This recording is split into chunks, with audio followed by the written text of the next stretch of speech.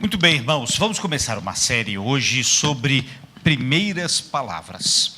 Certo autor já disse que as primeiras palavras e as últimas de um livro são o que definem todo o livro. E na realidade, os livros no Antigo Testamento, todos eles têm o seu título original nas primeiras palavras em hebraico, curiosamente, e a gente vai trazer aqui. Mas nós vamos selecionar alguns livros da Bíblia e vamos examinar as primeiras palavras destes livros. Eles trazem muito ensino. E hoje vamos estudar um dos textos mais estudados no mundo, que é Gênesis, capítulo 1, versos de 1 a 3. É interessante como esse conhecidíssimo texto tem tanto para ensinar. Convido você a abrir a sua Bíblia, está aí à disposição dos irmãos também, o esboço para que você possa anotar e fazer observações também. Gênesis capítulo 1, versos de 1 a 3. Aí, coloca. Diz assim a palavra de Deus: no princípio criou Deus os céus e a terra. E a terra era sem forma e vazia, e havia trevas sobre a face do abismo, e o Espírito de Deus pairava por sobre as águas. E disse Deus: haja luz, e houve luz. Que o Senhor nos inspire na compreensão da sua palavra. É claro que antes de falar nisso aqui, é preciso deixar bem claro, estamos falando agora e entrando no momento onde precisamos reconhecer Deus como o Senhor absoluto de todas as coisas, das nossas vidas. Ele é o nosso Senhor, Ele está presente aqui neste lugar, Ele enviou Jesus Cristo para nos salvar, Ele é eterno, imortal, todo-poderoso, como veremos ainda, e é esse Deus a quem servimos, é que estamos aqui com o propósito de mergulhar ainda mais naquilo que Ele nos deu. Na sua enorme sabedoria, poder, Deus precisava se revelar aos homens. Mas como descrever o indescritível? Como mensurar o que não se pode medir? E assim, Deus proporcionou medidas humanas para que tivéssemos compreensão de tudo que Ele tem para nos falar. A Bíblia começa de uma forma extraordinária. Nesses 3 versos, o primeiro é a introdução, o segundo é a preparação, o terceiro é a criação propriamente dita. E é isso que vamos estudar já já. Antes de tudo, Deus já existia. E depois que tudo se findar, Ele ainda existirá. Ele é eterno, está acima do tempo, do espaço e do conhecimento humano. Foi preciso, como eu falei, reduzir uma linguagem muito humana para que pudessem compreender a grandeza de Deus. Essa história aqui descrita de uma forma com tanta propriedade foi repetida a pessoa a pessoa, pai e filho, de uma forma que puderam não só entoar, mas lembrar tudo o que Deus fez. Numa breve explicação do texto, verso a verso, vamos rapidamente ver o primeiro. No princípio criou Deus os céus e a terra. É o ato inicial. No princípio marca o início do tempo e da história. É interessante quando a gente pensa em cronologia da história, se diz que a história começa quando o homem começa a escrever. Antes da escrita é considerado pré-história. Mas astronomicamente a gente tem outros marcos também a respeito disso. E aqui é antes de tudo, foi quando Deus iniciou o tempo. É esse princípio que aqui trata. Deus é o sujeito, mostra quem criou o mundo. Entendam, outras religiões tinham o sol como Deus, a lua como Deus, as estrelas como deuses. O nosso Deus criou o sol, a lua e tudo que nele há. Ele aqui, só nesse verso, já se coloca acima de qualquer outra das religiões correntes na época e nos dias de hoje. Ele criou, e a expressão do hebraico aqui significa criar do nada. A expressão latina que define isso é criação ex nihilo, bonito. É criar do nada. Não é que pegou alguma coisa, ele criou. Criou com seu poder soberano e criador. Os céus e a terra. É uma expressão que abrange tudo. A ideia aqui é todas as coisas, como veremos já já. Segundo verso, a terra era sem forma e vazia, e havia trevas sobre a face do abismo, e o Espírito de Deus se movia ou pairava. Em algumas versões está escrito que o Espírito de Deus pairava. A ideia aqui é de uma ave que voa sobre a água, e que se movia aqui é que estava sobre a água, se movia sobre a face das águas. Esse versículo descreve esse estado inicial antes de ser organizado, sem forma e vazia. Significa que o mundo ainda não estava estruturado, não tinha nada. Trevas sobre a face do abismo, expressa o caos e a ausência de luz. E o Espírito de Deus se movia. A ideia da presença ativa do Senhor, e vamos reiterar isso. Aqui vale um detalhe. A gente vai encontrar que o Espírito de Deus se movia sobre a face das águas, mas ele ainda ia criar as águas. Como é que é isso? Algumas linhas, e eu estudei muito das tradições rabínicas, falam a respeito das chamadas águas primordiais. Entendam, meus irmãos, olha como a Bíblia é fascinante. Sem água não tem vida. Só existe vida porque tem água. E aqui essa chamada água primordial, que na realidade era uma forma de Deus mostrar ao homem um ponto aonde ligar. Havia uma crença antiga que existiam águas de cima e águas de baixo. Por isso que em Gênesis vai mostrar que Deus vai fazer a separação das águas, águas de cima e águas de baixo. E se você notar, qual é a cor do céu? Azul. E a cor das águas do mar? Azul. E a chuva vem de onde? E assim eles tinham essa compreensão que tantos circulou que a nossa galáxia é chamada de Via Láctea. E é interessante como a gente vê algumas coisas assim, extraordinário.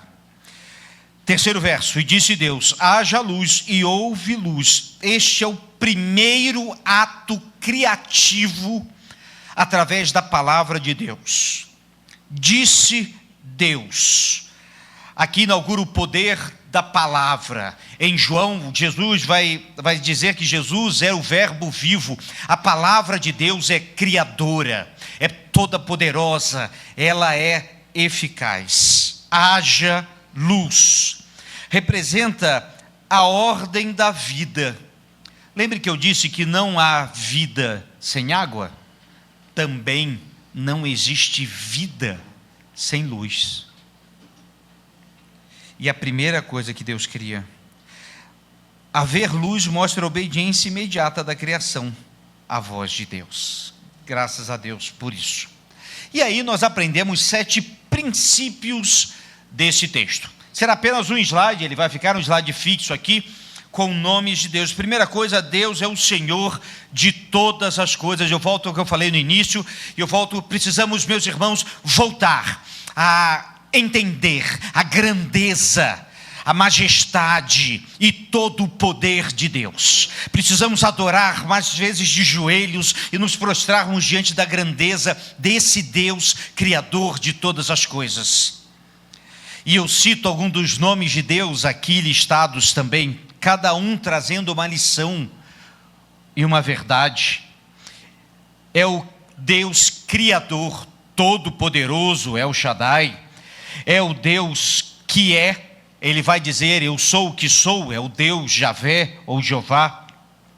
Deus eterno, autoexistente, Senhor, Mestre, o que supre e sustenta, o Senhor que provê, que cura, que guia, que é paz. O Senhor que é o meu pastor e é a nossa justiça, o Senhor presente, altíssimo, Deus eterno, Senhor dos exércitos, ancião de dias e tantos outros nomes, cada um deles um motivo de oração e louvor a Deus. Esse Deus que é eterno, onipotente, onisciente, onipresente, imutável, absolutamente santo, justo, misericordioso e amoroso, Ele é amor. Fiel, soberano, gracioso, compassivo, aquele que é a luz e o verdadeiro. É esse Deus, o nosso Criador. Deus que está acima da história, do tempo e da vida. Se eu tenho passado, presente e futuro numa linha temporal, Deus está acima da história. Por isso que Ele sabe todas as coisas. E Ele entende todas as coisas. E a medida de tempo de Deus é diferente da nossa. Deus é o autor, o início e o propósito de toda a criação. Quando Deus cria, na realidade, a partir de cada movimento de criação, Deus cria muitas outras coisas. Ele criou as leis da natureza, como a gravidade, as leis da física e das interações físicas, as leis da química e das suas interações, do átomo até grandes massas. Deus criou as leis do universo, literalmente. E entendam, meus irmãos, o planeta Terra é o terceiro planeta do sistema solar, numa órbita elíptica precisa. Eu gosto sempre de dizer isso para meus alunos: se a gente inclinar um pouquinho em direção ao Sol, 1% na órbita, nós fritamos. Se nós inclinarmos 1% para fora da órbita, nós congelamos. Agora, se você acredita que foi uma pedra lançada e caiu nessa terceira órbita de uma forma aleatória, você precisa ter muita fé também. Entenda, as leis da natureza, o universo, desde a lua que controla as marés, a porcentagem de oxigênio no ar e os neurônios que estão na sua cabeça, Deus criou. O Espírito de Deus sempre está presente, preparando para algo novo. A ideia do Espírito de Deus querendo algo novo é espetacular. Sobre as águas, como já falei, e por fim, a palavra de Deus tem o poder de criar, de dar ordem ao caos e de transformar. E vamos ver que Ele fez isso na história do planeta Terra e faz em nossas vidas também. Diante disso, trago agora algumas lições para a nossa vida, baseados nesse texto. Primeira, Deus é o começo de tudo. Isso nos lembra de colocar Deus antes de tudo. Antes da vida, dos planos, dos objetivos, antes da vitória, antes de começar um culto, antes de qualquer coisa, antes do dia começar, Deus tem que ser. Por isso que Jesus Cristo vai dizer: buscai o reino de Deus e a sua justiça, acima de tudo, busquem a Deus. Segundo, nada existe sem propósito. E a partir de agora, Deus vai criar a luz, a natureza, os animais e o homem. Deus não faz nada aleatório. Tudo com um propósito bem definido. Não somos frutos do acaso. Somos filhos de Deus. Terceiro, Deus continua criando. Eu acho majestoso, eu já falei na igreja, eu acho o pôr do sol algo extraordinário. Eu creio que deve ter um departamento no céu só de pôr do sol. Pela beleza, pela especificidade, pela singeleza, pela unicidade, ou seja, cada um é de um jeito. Nós não temos neve aqui no Brasil. Então é até meio complicado falar isso, mas um floco de neve nunca é igual ao outro. Porque é Deus, continua criando. É interessante, o texto de Isaías 43, 19 diz assim: eis que faço coisa nova, que está saindo à luz, porventura não percebeis? E quando alguém se converte, é nova criatura, e quando estivermos no céu, será o novo céu e a nova terra. Deus continua a criar. Quarto, mesmo no caos, Deus está presente. É porque às vezes a gente acha que a nossa vida é sem forma e vazia. É ou não é? Muita gente acha assim. Mas Deus é especialista em dar ordem ao caos. Quinto, confie no processo. Eu fico pensando se a gente pudesse assistir a criação ao lado de Deus. E eu fico pensando o tanto de pitaco que cada um de nós daria. Só que não é apenas na criação, é na nossa vida também. Confie no processo, ou melhor, confia nos planos de Deus, porque é Ele que vai conduzir as coisas. E acredite, Ele sabe muito mais do que você, do que qualquer um de nós. Sexto, a palavra de Deus é poderosa. Quando Ele fala, as trevas cedem, a terra dá vida, o homem é feito. É preciso compreender a importância da palavra de Deus e de tudo que Ele tem falado através da Escritura e do verbo vivo que é Jesus Cristo, nosso Senhor. Sétimo, a luz para todo caos interior. Gosto sempre de lembrar, Cristo é a luz do mundo. O mundo que está em trevas por causa do pecado precisa dessa luz.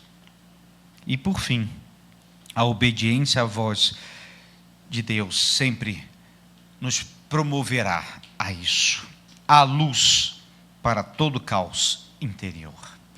Bem, meus irmãos, esse é um pouquinho de tudo o que esses 3 versos têm a nos ensinar, mas tem tantas coisas mais. E na realidade os primeiros versos da Bíblia são extraordinários.